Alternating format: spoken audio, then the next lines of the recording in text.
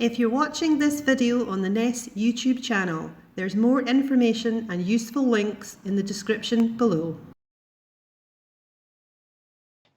Well, good morning, everybody. My name is Elaine Lawther. I'm speaking to you this morning from Edinburgh. It's not quite as sunny as it has been over the weekend, and I'm delighted to be part of the healthcare support worker team here at NHS Education, and I am here to have a really quick, pacey conversation around career conversations. Now, the reason I'm interested in this is that I've one of those people who made quite a big career change myself. I joined the NHS in 1991 as an accountant. I did that for about 17, 18 years, but realised actually my passion lay somewhere else. Came in to do project management, and I'm now been a project manager for the last sort of 14 years. So career changes, how you see yourself in a role, and I will use the word career to mean career, job, the thing you do for between 24 and 37, hopefully no more than that, much more than that, hours a week. That word career can be quite laden with something, but I'm using it today to talk about everything about what we do in the workspace. So here's a little picture of me.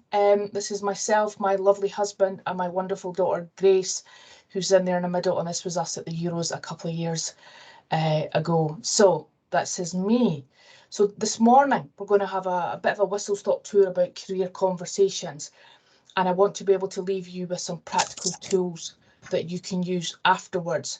So as I said, when I talk about career conversations, I'm talking about them in the most open way I can possibly can. That word career tends to be aligned with people that would call themselves professions, but I see careers as the thing you do when you are at work, the time that you spend, and everything I say will be based on that. Now, given the number of people we have on the call, and the fact that this will be recorded, it's not going to be a hugely interactive session, so I do apologise for that. So first thing I'd like you to do is to actually grab a pen and paper if you haven't got one, or just a screen, something that you can take notes yourself on. And I would encourage you to join in with your own thoughts. Pop any questions on the chat, but actually if you've got questions that are directed at yourself, write them down on a piece of paper and come back to them later on. So that's what I'm hoping to be able to do for you today. So let's jump straight in. So what are career conversations? Now, I don't know how many people at work have heard this phrase, have used this phrase, whether you work in NHS Scotland or one of our social care organisations, whether this is a normal word that we use. So this is how we define it here in NHS Education for Scotland. So we describe it in 3 different levels, and I'll let you have a little read through that. But very much, if you think about what it's trying to say there, it's talking about the importance of actually giving yourself some space to have a conversation that's not about day-to-day performance, it's not about what's happened in the past, but it's got that very strong future-focused edge to it. Now, those conversations can happen in all sorts of places. They can be alongside each other, maybe with a colleague at work. They can happen online, they can happen face-to-face. You can just be chatting about, where do you see yourself going? Are you enjoying your job? What are you thinking of doing? Oh, did you see that vacancy? Are you going for it? That's a career conversation. This is also a career conversation. I'm hoping very much so that all of us here on this call get a chance to sit down in a more formal arrangement, hopefully not quite as formal as this, but we get to sit down and talk to our manager about, how things are going, but where we want to be in the future and where we see ourselves in the organisation or not as we go ahead. So there's always going to be hopefully that formal element to it. For some of us, there's always a bit of this. I mean, I'm sure that we all have a group of people who we see as our confidants, and we talk about our work and we talk about where we see ourselves going. And, they're very often our strongest allies. And if you're your family, your strongest critics, they know you well. So again, you can be imagining talking about work and career conversations in all these different settings, whether it's formal, in work, or informal. career conversations are just conversations about where you see yourself going in the workspace. So, but ultimately, as I said, it's a chance to focus in on you. Now, what I'd like to just pause and reiterate here is that this is not a one-size-fits-all. Whilst I will talk about tools, where you see yourself in a work context can be very, very different. It's affected by, you know, your life circumstances up until now, your financial and economic situation, whether you're neurodiverse or neurotypical. All of these things will have an impact on how you see yourself in the workplace. And I want you to know that I'm not here sitting saying that when you focus on yourself, you need to be clear and crisp and have a plan and stick to it and go ahead in that way. But this is about finding the right way that suits you to have that focus, even if it can be a little bit uncomfortable at times, to focus on you. Okay, so to me, that's all a career conversation is about. So I'm going to get you to start doing a little bit of work now. So with your pad and paper or your keyboard, the first thing I want you to do is, if you imagine when we're talking about career, and some people on the call may have 2 or 3, 4 things going on even now. Maybe, you know, that idea of a portfolio, loads been different things. But I want you to look back just now, and I want you to stop and think about, if you were in a safe space and you could say anything to anybody, what would you say your best job has ever been? What was the thing that you enjoyed the most? So I'd just like you to take a little minute to think about the best job that you've ever had.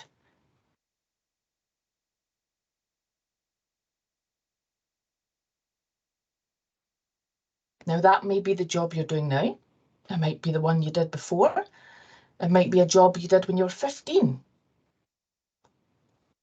It doesn't matter whether it was in your current profession or place of work, or whether it's something completely different. You could be a volunteer coach, whatever. Think about what your best job is ever.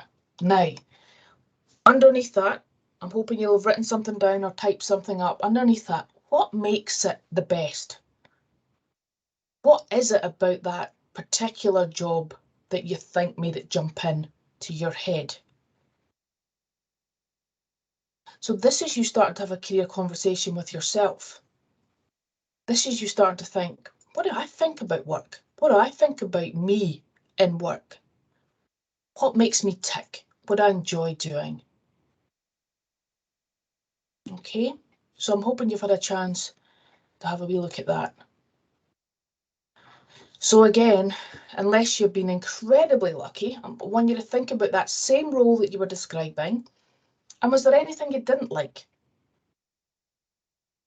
Was there anything that you look back and think, oh gosh, that was difficult?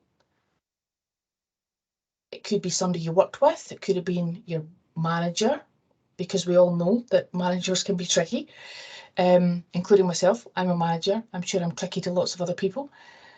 What didn't you like? Was it your manager? Was it colleagues? Was it the physical environment you were in? Was it a 2-hour commute to get there? Were you not treated well? Were you not paid well? What was it? What did you not like? And then that last piece, taking those things, the good stuff and the bad stuff, when you look back, and again, for those of us who were at the conversation this morning about taking some control, what would have made it better? If you had a magic wand and you could wave the magic wand and say, do you know, that would have made that job even better. It was still your best, but it would have been even better if.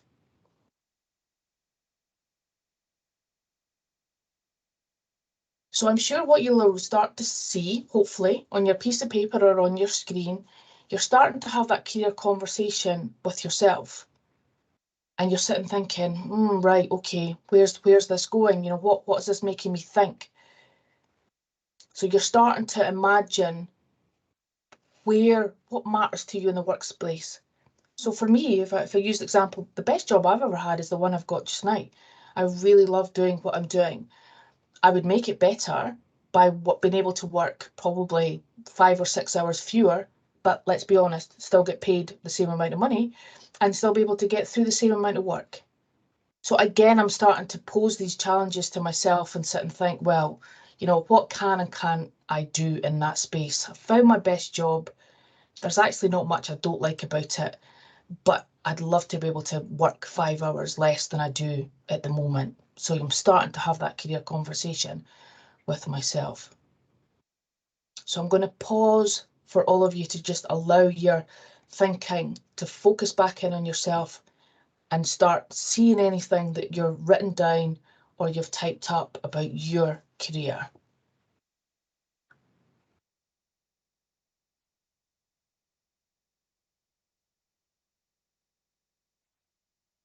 So hopefully your mind's starting to whir a little bit. For those of you who don't think in the moment, I would really strongly encourage you to write down notes, write down questions, but find the time afterwards to come back and give yourself the space to think things through in a way that suits you. You know yourself better than anybody else. So I wish now I'd stolen one of the slides from John Lawther because he talked about this morning. But here you go. Alice Walker was quite a phenomenal Black African American writer, and she made this statement. Now you might be sitting thinking, what's power got to do with career? But power is all about the choices we make, the attitudes we take to our roles, the attitudes we take to work. And again, for those of us who were at that session this morning, and for any of us who've read anything about the importance of a positive attitude and a self-belief, you'll start understanding that actually this is fundamental to any career conversation, is actually thinking you have choices and you have some power and you have some influence, even if it's just to be able to think about how we think about things.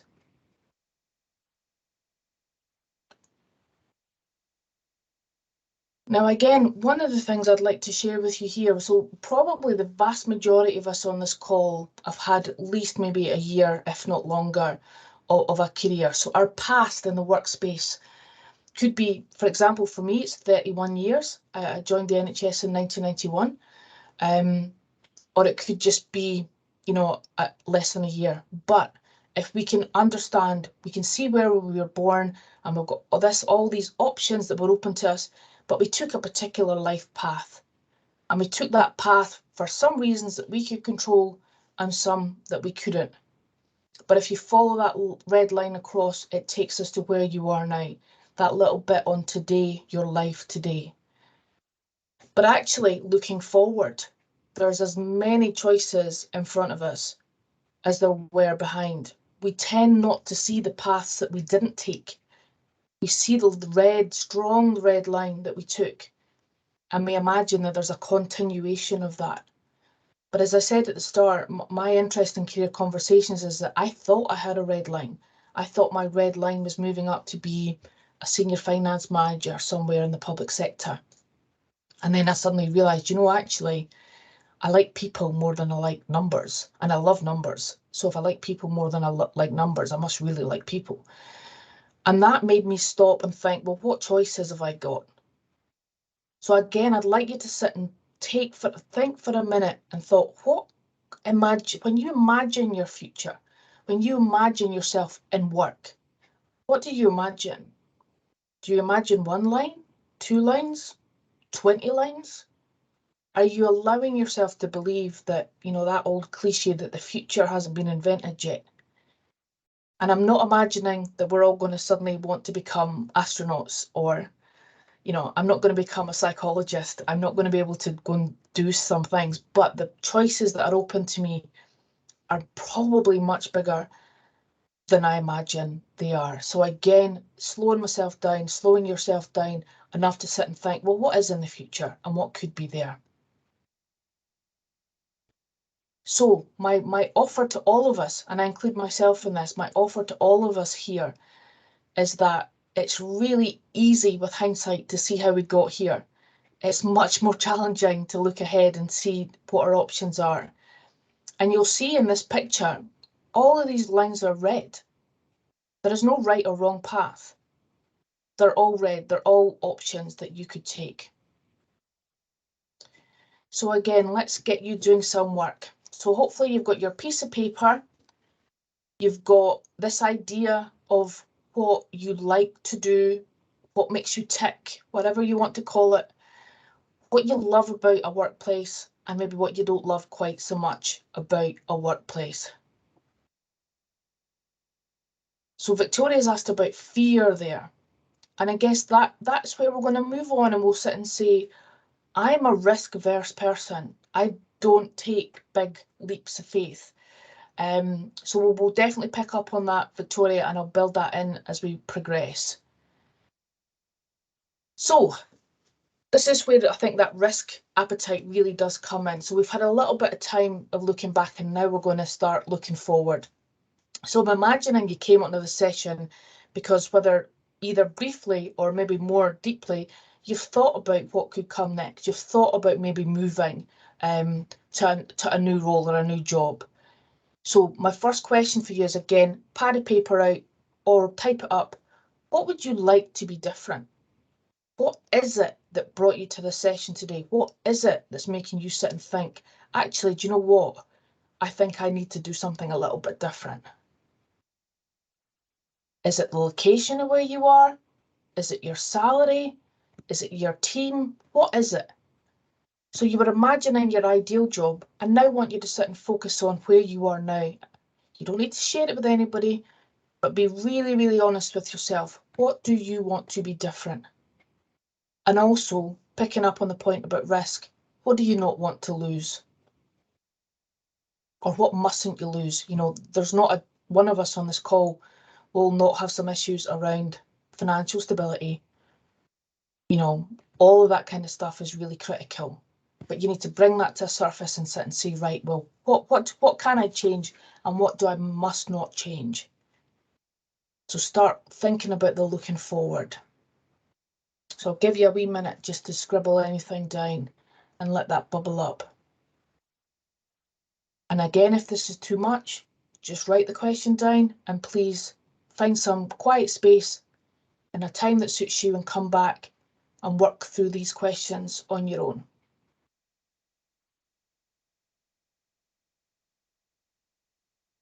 Looking back at the risk stuff, are you ready to move?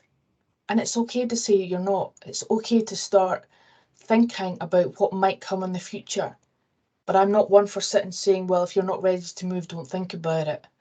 And I'm also not one for saying, what's your 5-year plan? You know, I'm a parent of a 16-year-old with a husband, and the thought of being able to plan the next couple of years just doesn't fathom out. But we can still start having those conversations with our manager, with our friends, with our colleagues. Are we ready to move? What does ready feel like? And what does move mean? You know, location, different career route, different professional group, moving up, moving on, all of these things start to bring that up to the surface. And I guess the key thing is, who can help you? If you think back on those slides that I showed, I would be strongly encouraging you, whatever way you like to think, to talk to people. Don't do this on your own. Speak to a trusted colleague, a family member. And yep, exactly. Thanks, Emma Jane. That's a really good point. We'll probably never feel ready, but we'll feel more ready if we've surfaced them up and we've talked to people and we've allowed them to share some of their concerns and we're sharing our concerns with them. Now, I am not suggesting at all that this is about making huge leaps. It could be moving from working full-time to part-time. It could be moving from working in the Royal Infirmary in Edinburgh to the Western General in Edinburgh. It could be moving from being a finance manager to an HR manager. It could be moving from being a clinical support worker and advancing into clinical training. But it could be small things. It can be about changing your attitude of how you're actually doing your job, behaving in a different way. So it does not have to be a big, big, big thing. And Lauren, I will pick up that thing about skills in a wee minute. So again, I'm hoping here with these chats coming through, and I'm hoping all of these questions that are starting to bubble up in your mind, Share them on the chat. That is amazing, because actually you help other people by just saying, oh my gosh, other people think the same. But also write them down on your piece of paper and keep that there. So let's think about how we take this forward. What tools you have. I'm a very practical person, so I wanted to be able to leave you something with something that I thought would actually be quite useful. Now, unfortunately, I have to use the P word, planning. And I know planning is not a word that very often we like to use, but actually bringing some to the surface. Planning is simply just bringing it to the surface and having a right good look at it. And you've already done that. Imagining the jobs that you liked, imagining the jobs that you didn't like is part of the planning process. So again, what we've done up until now is we've talked about what matters to you. And John used the word anchors this morning. He talked about, this is, the slide I've got is based on a model called Sheen's Career Anchors, and you'll find it on the resource page afterwards. But actually, it's just a fancy way to say what matters to us. Is it conservation? Do we need to stay safe? Is it self-enhancement? Do we want to push on? What's our level of ambition? Openness to change. Do we like a challenge, or do we like stability? I love stability, so I have to find that somewhere else. And self-transcendence, what a word, seriously. This is about what matters to us. Does it matter to you that you work in the NHS? Does it matter to you work in healthcare? Or actually, would you be happy working somewhere else? So again, looking back on some of the notes you've already taken, what is that telling you about yourself? And actually, all four of these are really important. They'll all be in different balancing factors, but they're all really, really in different important. And if there is no one that you can talk to, find somebody. There are lots of opportunities, both locally in your health boards and in your organisations, as well as national organisations like NES, that will offer up mentoring support, coaching support. And if it's not there, tell us about it and help us create that service for you. I'm going to share my email details. If you simply cannot find the support you need and you cannot find a person to have this conversation with, get in touch and we'll see what we can do to help. I've got another 17 years in the workplace, and if I spend the next 17 years developing a framework that means nobody will ever have to answer that question, that will be a good time for me. Time well spent. My dedication to the cause is I love people that I work with. I love the NHS Scotland community. So I'm here to do whatever I need to do to help you be at your best. So we talk about career anchors, but it's just a fancy word for what actually matters to you. So moving on to the point that Lauren was making, unfortunately, we still work in a system where there is an expectation, or there seems to be this expectation, that if you want to move on, that you have to have thought about, more qualifications, going back to college, going back to school, going back to uni. And that might be totally fine, but if it's not, it should not be the barrier to everything. But you do need to sit and think about the idea that you want to go to next, the career that you want to go to next. Do you have the skills, the knowledge and the experience that you need? And if you don't, are you open to learning? We've all worked alongside colleagues that have said, well, I've been here for 10 years and I'm at the top of my band, so I'm ready to move up to the next level. Actually, that's disingenuous to the person doing the job at the next level. You need to be honest with yourself and say, do I have the skills, the knowledge and the experience? And if the answer is no, are you open to learning them? And again, who can help you? Who in your local learning teams, who nationally, and who in the world of Google or whatever search engine you use can help you do that? Now, you're not going to be surprised that I'm going to tell you one of the key places to go is the Support Workforce Hub. Now, I work with the non-clinical workforce, the Support Workforce Hub that covers estates and facilities and business and admin. But I know that there's also a clinical support worker hub on our NES Turas platform as well. So if you're not familiar with them, please find them, have a wee poke around and start building that knowledge of what the skills and expectations are for the next role. Now, picking up on Lauren's point about qualifications, another thing we're really, really keen to do is to understand the importance of recognition of prior learning. So again, on the Resource Hub, you'll be able to find some details about what that actually means. And it just means you don't have to go back to uni. Or if you do, you can get an escalated run through. You can start a course on year 2 or in module 3. So again, I'd encourage you to spend some time to find out a little bit more about recognition of prior learning. If this has whetted your appetite and you're sitting thinking, oh gosh, I actually think there's more in this than I imagined, I would encourage you to look at a free to use Future Learn course. It takes you 4 hours. You do not have to get anybody's permission to sign up. It's completely open, free of charge. If you just Google Future Learn Essential Skills for Your Career Development, you'll be able to find this and sign up immediately. And what this is about, colleagues, is again, it's simply about just taking that time. It's that opportunity in a busy working life that you guys have is to slow down and focus on you, to sit and think, what do I want to do? Now, this has been a bit of a rattle through. I can see there's been lots of questions. I will try and answer as many as I can over the next couple of minutes, but if there's anything, what I'll do, here's my contact details.